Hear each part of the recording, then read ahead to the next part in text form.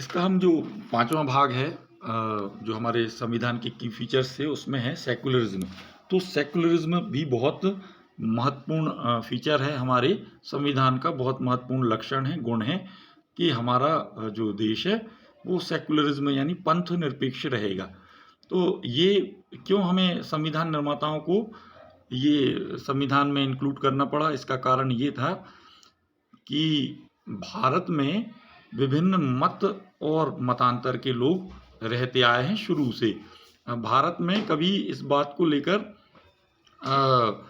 कोई झगड़ा नहीं था कि किसकी धार्मिक मान्यताएं क्या हैं, लेकिन एक घटना घटित हुई कि जब देश आज़ादी की लड़ाई लड़ रहा था, दूसरी तरफ एक वर्ग खड़ा हुआ जिसने देश के विभाजन की मांग कर दी, ये कहते हुए कि हम अकेले रहना, अलग ही रहना चाहते हैं, हमारे धर्मावलंबी अलग ही रहना चाहते हैं।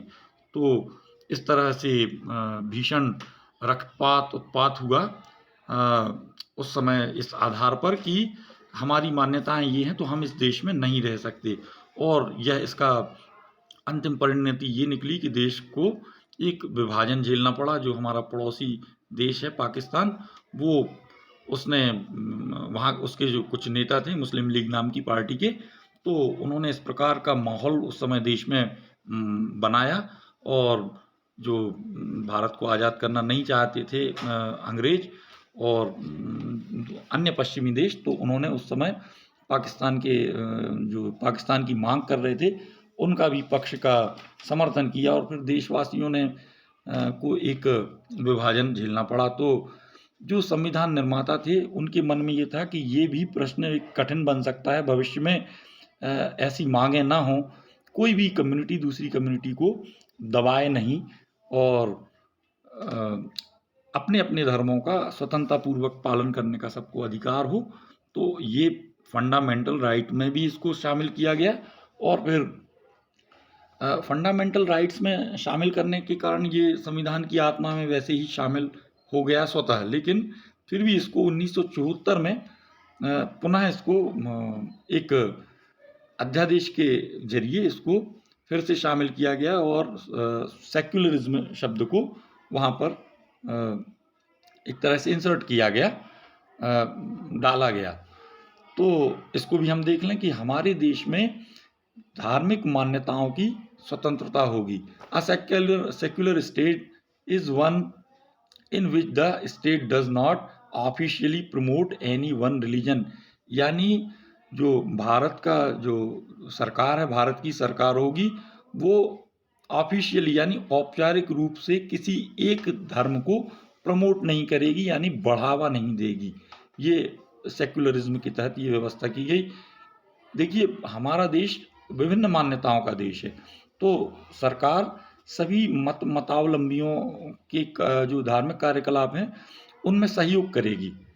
उनका जो भी सौहार्दपूर्ण कार्यक्रम होते हैं उनमें सहयोग करेगी, लेकिन अपनी तरफ से किसी एक रिलीजन को ज़्यादा महत्व नहीं देगी, किसी एक मत को ज़्यादा महत्व नहीं देगी। ऐसा संविधान में प्रावधान किया गया है। We will read more about this in following chapter. इस चैप्टर में थोड़ा सा हमें और जानना समझना है। You now understand the ways in which the country history often determined the kind of constitution that a country adopt for itself। तो स्वयं ही कंट्री ने स्वयं ही इसको धारण किया हुआ है।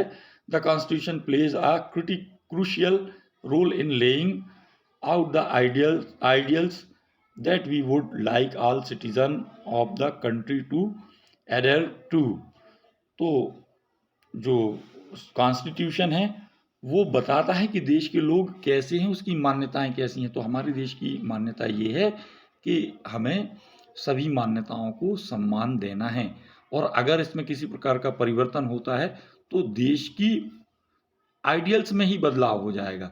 मान लीजिए फुटबॉल के खेल का उदाहरण हमने पहले देखा था कि फुटबॉल के खेल में जैसे नाम से परिलक्षित होता है कि ये पैरों से संबंधित खेल है, तो इसमें एक नियम होता है कि कोई भी खिलाड़ी हाथ से, गोलकीपर को छोड़ के कोई भी खिलाड़ी हाथ का प्रयोग नहीं करेगा खेल के दौरान, और कोई अगर करता है तो उसको फाउल करार दिया जाएगा। अगर फाउल करार नहीं दिया गया तो सभी लोग उसमें हाथ का प्रयोग करेंगे, फिर वो फुटबॉल नहीं रह जाएगा। इसी तरह अगर संविधान में किसी तरह का कोई परिवर्तन किया गया तो संविधान का देश के जो आइडियाज़ हैं, जो स्वरूप है, जो छवि है, उसमें भी परिवर्तन हो जाएगा, ऐसा संविधान निर्माताओं का मानना था। तो सेक्युलरिज्म को भी एक हमने अपनी पॉलिसी के रूप में अपनाया कि हमारा देश की जो सरकार है, हमारा जो देश है, वो सेक्युलर रहेगा, यानी अपनी तरफ से सरकार किसी धर्म को प्रमोट नहीं करेगी, बढ़ावा नहीं देगी और ना ही किसी को डोमिनेट करेगी। इसी तरह से जो कम्युनिटी है हमारी देश की, वो भी एक दूसरे के साथ सौहार्दपूर्ण तरीके से रहेगी, अपने अपने मत का सब पालन करेंगे, किसी को दबाया नहीं जाएगा देश में, इस कारण से कि उसकी मान्यताएं हमसे अलग हैं। अगर कोई चाहे कि उसको किसी धार्मिक मान्यता में उसका विश्वास नहीं है, तो यह भी हमारा संविधान उसको आज़ादी देता है कि आप चाहें तो कोई धर्म माने और चाहें तो ना माने। देखिए, इनकी संख्या तो हो जाएगी बहुत कम, क्योंकि प्रत्येक व्यक्ति की मान्यता कुछ ना कुछ तो होती है। कोई हिंदू हो सकता है, मुस्लिम हो सकता है, सिख हो सकता है, क्रिश्चियन हो सकता है, बुद्धिस्ट हो सकता है, जैन हो सकता है। उनमें भी कोई हिंदू है लेकिन किसी किसी एक देवता को मानना चाहता है, कोई मुस्लिम है वो शिया संप्रदाय से है या सुन्नी संप्रदाय से है या वहाबी मत से है। मान लीजिए कोई सिख है वो सतनामी है, निरंकारी है, तो उसको ये बिल्कुल स्वतंत्रता होगी, उसको रोका नहीं जाएगा कि आप ये कीजिए और ये ना कीजिए। सरकार किसी एक को प्रमोट नहीं करेगी कि हम भाई मुस्लिमों में हम सुन्नियों को बढ़ावा देंगे या हम शियाओं को बढ़ावा देंगे या हिंदूज़ में हम उन लोगों को बढ़ावा देंगे जो शिव को मानते हैं या जो विष्णु को मानते हैं या जो शक्ति को मानते हैं। इस चैप्टर में हम केवल इतना ही देखें, जो हमारा अगला चैप्टर है उसमें हमें अंडरस्टैंडिंग सेक्युलरिज्म, उसमें हम विस्तार से इन पर चर्चा करेंगे।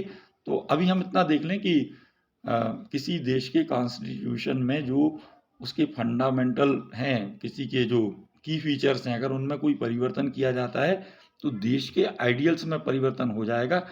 इस तरह से जो फंडामेंटल राइट्स हमें दिए गए हैं, जो सेक्युलरिज्म का भाव दिया गया है, ये सब हमें पूरे अधिकार अपने देश में देता है। तो इस तरह से हम भारत का जो संविधान है वो बहुत ही सोच समझ कर बनाया गया है और संविधान निर्माताओं ने एक अपने देश को ये बहुत बड़ी उपलब्धि दी है। ये संविधान, मैं एक प्रश्न छोड़ता हूँ, आपको कमेंट में इसके आंसर लिखना है। भारत का संविधान कब लागू हुआ? तो आपको इसका आंसर खुद देना है। आप सुनते रहते हैं, आप जानते हैं, अगर जानते हैं तो इसका आंसर कमेंट बॉक्स में ज़रूर लिखें। आपको अगर आपके कुछ प्रश्न आते हैं जो आपको समझ में नहीं आए हैं तो वो भी आप कमेंट बॉक्स में लिख सकते हैं। उनके आंसर के लिए हम अलग से वीडियो तैयार करेंगे और आपकी जो भी प्रश्न होंगे, जो भी शंकाएं होंगी, उनका पूरी तरह से समाधान किया जाएगा। अभी जो वीडियोस को रखा गया है वो इंग्लिश रीडिंग और हिंदी में उसकी व्याख्या, यानी उसको जो समझाना है वो हिंदी में किया गया है। इस पेज में ही आप एक बहुत दुर्लभ चित्र देखेंगे। पेज नंबर 15 में आप देखेंगे कि ये डॉक्टर राजेंद्र प्रसाद जी हैं, जो हमारे संविधान सभा के अध्यक्ष थे और देश के राष्ट्रपति भी बने। उनका एक चित्र है, वो उस पर हस्ताक्षर कर रहे हैं, आप देख रहे हैं। देश के प्रथम प्रधानमंत्री हैं मिस्टर जवाहरलाल नेहरू, वो देखिए संविधान पर हस्ताक्षर कर रहे हैं, यानी प्रधानमंत्री, राष्ट्रपति और उस समय के गृह मंत्री। देखिए इस चित्र को, तीसरे नंबर का जो चित्र है, सरदार वल्लभ भाई पटेल, द आयरन मैन, ये 24 जनवरी को इन्होंने हस्ताक्षर किए थे। आप देख सकते हैं, ये पेज नंबर 15 पर ये दिया हुआ है। तो बताया गया है कि 14 जनवरी 1950, the first photo from top show the prime minister Pandit Jawaharlal Nehru signing. तो ये देखिए जवाहरलाल नेहरू जी इस पे साइन कर रहे हैं भारत के संविधान पर। सेकंड में ये डॉक्टर राजेंद्र प्रसाद हैं जो साइन कर रहे हैं संविधान सभा के अध्यक्ष के रूप में। और ये देखिए ये चित्र कितना दुर्लभ है।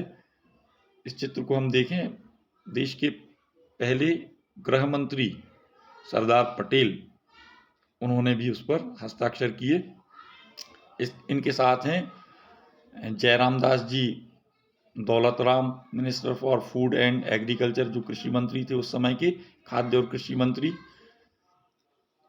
उसके बाद राजकुमारी अमृत कौर। देखिए संविधान के निर्माण में महिलाओं का भी बड़ा योगदान रहा है। राजकुमारी अमृत कौर हैं जो हेल्थ मिनिस्टर थी। डॉक्टर जॉन मैथेई अल्पसंख्यक समुदाय से आते हैं और फाइनेंस मिनिस्टर थे उस समय। सरदार वल्लभ भाई पटेल जो उप प्रधानमंत्री थे, deputy prime minister. And behind him Shri Jagjivan Ram, labour minister. तो जो श्रम मंत्री थे मिस्टर जगजीवन राम जी, ये देखेंगे हम, ये हैं मिस्टर जगजीवन राम। तो ये इस तरह से देश का संविधान, ये हैं बाबू जगजीवन राम जी। तो इस तरह से हमारे देश का ये संविधान कंप्लीट हुआ। आपने इस चैप्टर को पूरी तरह से समझा। जो 2 पार्ट थे, 3 पार्ट आप लोग अब तक देख चुके होंगे, ये चौथा पार्ट आज कंप्लीट होता है। इसके बाद हम नेक्स्ट पार्ट में देखेंगे एक्सरसाइजेस। तो आप लोग चैनल को सब्सक्राइब करना ना भूलें, लाइक करना ना भूलें और शेयर ज़रूर करें। जहां आपको लगता है कि किसके लिए ये उपयोगी होगा, तो इसको, ये चैप्टर पूरा हमने फिनिश किया। और आपको जहां भी जो भी आपके क्वेश्चन है वो आप कमेंट बॉक्स में लिख सकते हैं। अब हम कल इसकी एक्सरसाइजेस को इन पर हम पूरा एक हमारा वीडियो होगा।